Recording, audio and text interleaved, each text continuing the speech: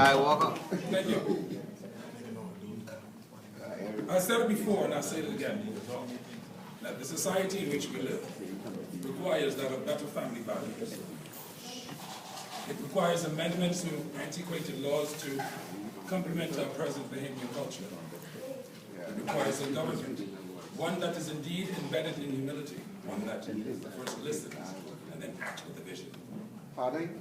It requires a combined national security force that which upholds the law with visible and diligent service in the realm of honor and in the forum of both grace and integrity, while coexisting with both you and I, we, the very civilians, sworn to the judge. It requires an absolute fear for God and respect for His spoken word. It requires that freedom, a freedom that knows absolutely no boundaries, a freedom that embraces that of expression, choice, but most importantly, that of speech. I say to you this evening that the society in which we live requires persons like you and I, those of non-compromisable devotion and envy patriotic values, those who have accepted the mandate to create better children, to create a children whose future that does not weigh entirely on any given government scale of action. Chairman, fellow Toastmasters and most distinguished guests, good evening. Good evening. There have been four major events in Bahamian history from '67 up to present. I want you to remember this as I go along with my presentation this evening. 20, 8, and 20. Three numbers. 20, number 8, and then number 20 again. The first three major events in our country. One, 1967 was majority rule. Two, in 1973 was independence. Three was the 1981 Immovable Properties Act. The Immovable Properties Act of 1981. The fourth I will get to later. The Immovable Properties Act is very important, and it's something that you all really need to understand and really need to know. Under that act from 1981 up to January 1st, 1994, foreigners were only allowed to come into our country and purchase up to 5 acres of land at any given time. However, after 25 years of rule, PLP was swept out of power. The FNM came to power as of August 19th of 1992. And the very first thing then Prime Minister Hubert Alexander did, Lord, he messed us right up. the very first thing he did was convened a 10-member committee with the mandate to draft a bill that would eventually replace the Immovable Properties Act. 15 months later, during the debate in the House of Assembly, November of 1993, then Prime Minister Hubert Alexander Ingram was quoted as saying, and I quote, "The selling of undeveloped Bahamian land is a policy of my government." January 1st of 1994 at 3:30 a.m. The Immovable Properties Act was officially repealed, replaced by the International Persons Landholding Agreement Act. Under the International Persons Landholding Agreement Act, foreigners are now allowed to purchase as much property as their monies can now afford. It's been now 20 years, 8 months, and 20 days, as of today, 3:30 a.m. this morning.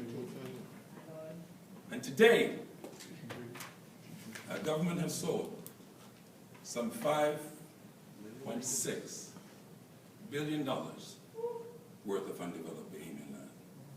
It sounds large in dollar figures, but it's even larger in percentage. That represents some 51.4% of our 700 islands and keys. At this present rate, my fellow Toastmasters and most distinguished guests, in the next 15 to 20 years, our country will be owned by foreigners. Think about that for a moment. Our country owned by foreigners. What does that really mean? Here's what it really means. It means that our children's birthright would have been sold to the highest bidder. It means that we would lose our culture eventually. It means that we would lose our heritage eventually. It means that we would lose our identity eventually. If this were to happen, we would then create a new class of Bahamian citizens, those of invisible existence. I think it is imperative that we understand what is at stake here.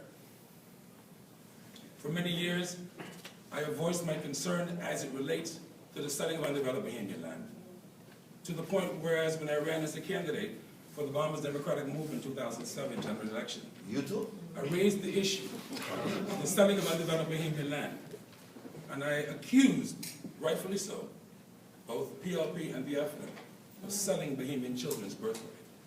And I accused each successive government of pricing Bahamian land well out of the financial parameters of the common man. We're being priced out of the market. It was then that Hubert Alexander Ingram jumped into action and created a political commercial. Some of you may remember this commercial. The first PLP did not sell the land. He said the FNF did not sell the land. He said Perry Christie is selling the land. He was right when he said the first PLP did not sell the land, but he was wrong when he said the FNM did not, for it was he who made it possible. From January 1st of 1994 up until 2002 general election, the FNM in that 8-year span sold $600 million worth.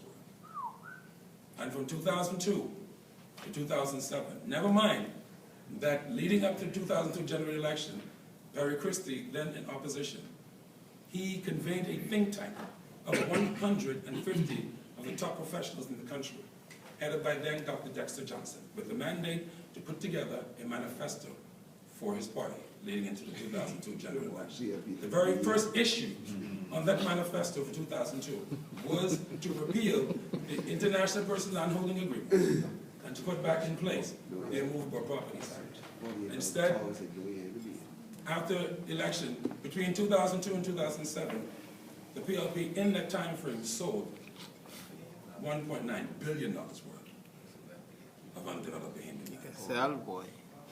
I'm telling you all, if we do not do something, and do something very fast, our country is going to be no more as we know it. The question is, who among you will be willing to stand and to let that voice be heard? Many of us rub shoulders with leaders in our country, if not every day, every week, every month, every quarter, if not every quarter, biannually or even annually. Yet we fail to ask the relevant questions. My challenge to you this evening, if you fail to ask the relevant questions, I say to you that you will not feel the full impact of that burden, but our children will. They will be citizens of invisible existence. Who will be to blame them? You have to look into the mirror, like B.H. said. Look into your soul. Ask yourself the question, is it worth fighting for their future? I'm certain each and every one of you here this evening would say yes.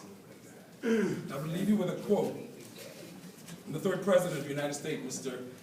Thomas Jefferson. He said, "Our minds were circumscribed within narrow limits by an habitual belief that it was our duty to be subordinate to politicians."